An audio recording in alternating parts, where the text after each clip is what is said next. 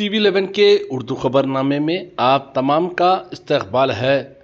मजलिस की कामयाबी नुमाइंदगी बहुत जल्द हल्के नामपल्ली में बादरघाट पे minority junior college residential 30,000 square feet पर मुस्तकबिल होने वाला है।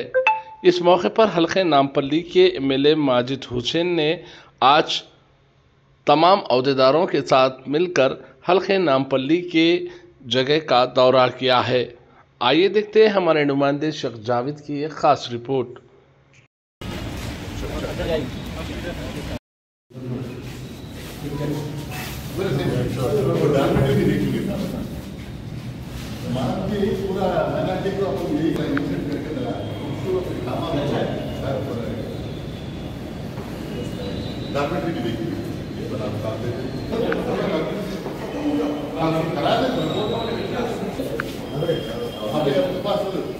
बहुत लड़ाई